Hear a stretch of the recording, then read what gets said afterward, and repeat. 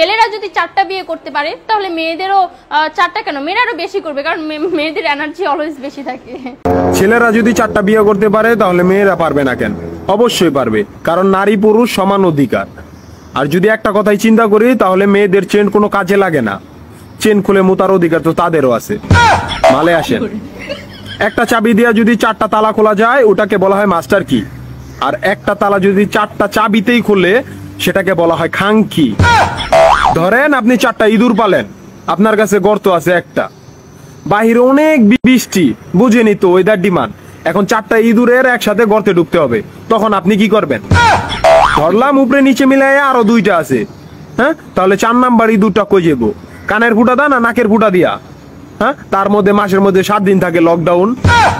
আমি মানি, আমি না শুধু সবাই মানে, মেয়েদের অনেক পাওয়ার, মেয়েদের অনেক এনার্জি। তাহলে দেশের মধ্যে ঘন ঘন লোডশেডিং হয় কেন? আমার মাথায় কোনোভাবেই ঢোকে না। একটা ছেলে যদি 4টা বিয়ে করে, 4টা ঘরে যদি 10টা সন্তান থাকে, তারপরও বাপের নামে একটাই থাকবো।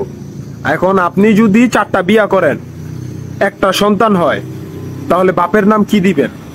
সলিমুদ্দিন, কলিমুদ্দিন, আনোয়ার, মনোয়ার, নাকি গড়ে মিলাইয়া জানোয়ার?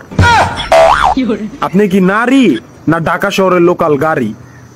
30টা সিট ফুল, 20 জন দাঁড়ানো, তারপরও বলে পিছনে সিট খালি, ওঠেন তাড়াতাড়ি, পিছনে সিট খালি, ওঠেন তাড়াতাড়ি। শুধু এই সমস্ত মেয়েদের কারণে পুরা নারী জাতির সম্মানহানি হয়।